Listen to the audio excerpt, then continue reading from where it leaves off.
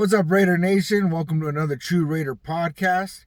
I want to talk today about this thing that happened with the director of scouting for the New England Patriots. His name's Elliot Wolf, and this guy is like the quote unquote de facto GM right now, right? And what he said is, we're open to anything, moving up, moving down.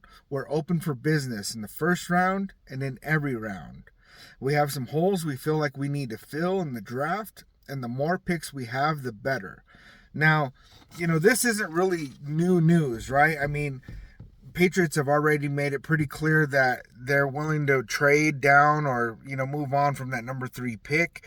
And it's also something I've been talking about a lot, where the Patriots are in a position where drafting a quarterback that high is probably really not in their best interest, right? Because you end up with the Justin Fields effect, where you draft in a quarterback and you don't have a team around him, and you set him up for failure. And by the time you build your team around him, well, then you're in a position where, ultimately you have to either pay him or move on from him.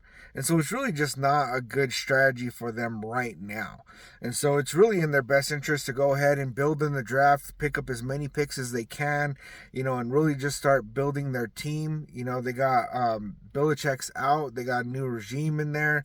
And I really think that they need to start it off right, because they really do not have the weapons to just kind of go out there and get a quarterback and think that they're going to win some games this season.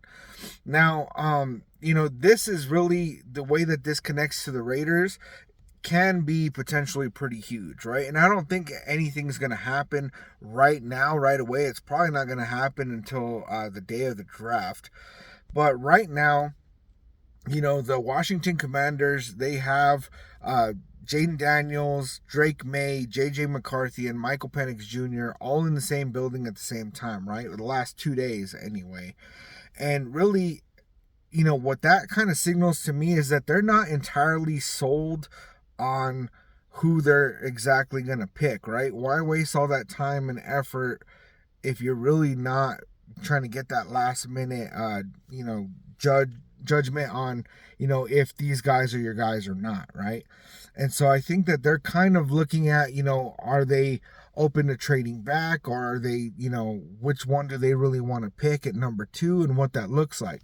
So really, I think that the only quarterback that the Las Vegas Raiders are going to be willing to trade up for would be Jaden Daniels, right? And, if we're in a position where, let's say draft day comes along, Caleb Williams goes at number 1, and then the Commanders come in at pick number 2 and they pick Drake May.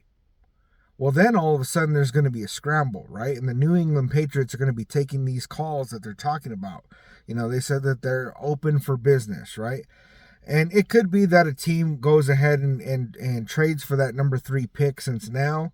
But it could be that we don't find that out until after the number 2 pick gets drawn, and once the Commanders make that number 2 pick, then we'll get to see, what's actually going to fall from there. So if Jaden Daniels actually does not get picked up by the Commanders, I don't think that the Raiders are going to be the only team that are making those calls to the Patriots, seeing if they can pick him up, right? But I do believe that if he falls to the, number 3 pick, that the Las Vegas Raiders are going to be one of those teams that's going to pick up the phone and make that call. Now, there's been a lot of speculation on what that's going to cost. I did a video a couple days ago about, the Godfather trade proposal, and that involved 3 first rounders, the 2024 second and the 2026 third. Now, to pick at number 3, it's not going to cost as much as that, but it's still going to have a pretty high price tag, and I don't know what that exactly is going to look like. There's been a lot of speculation. It could be 3 first rounders. It could be, that we do first rounder this year, second rounder this year, first rounder the following year, and a second rounder the year after that, and then I've also seen people talking about doing 3 first rounders and a second round pick to move up to that number 3 spot. And so I don't really know what that's going to look like, but I really think that the Raiders would go ahead and pick up the phone and get on there with the Patriots and see, what is it going to take to get their guy, right? And, at this point, I mean, it's speculation season. We got a week left until the draft. I'm starting to get pretty excited, but I'm also really just getting sick of all these rumors and speculations and mock drafts, and it's just the same old, and honestly, it gets pretty tiring, at a point, right? And um, every time I see an article, it comes out like this, it gets me kind of excited because it gives a little bit of hope. And like I've said before, Jaden Daniels is not the only pick that I would be happy with in the first round.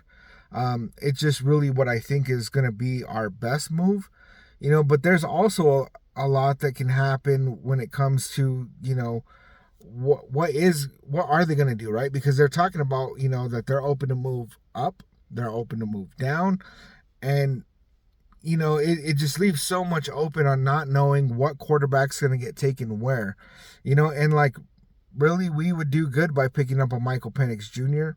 I'm not really into the other quarterbacks that are being, sought in the first round. I mean, I do like Drake May, but there's no way Drake May falls to 13, and I wouldn't want to trade up for him. And J.J. McCarthy, I don't know if he's going to be the Will Levis of this year where there's a lot of hype around him and then he ends up going in the second round, or if he falls to the late first round. And it's also, with Michael Penix Jr., it's not set in stone that he's going to go early too. But I really do think that there's a high possibility that we have at least 4 or 5 quarterbacks go in the top 10.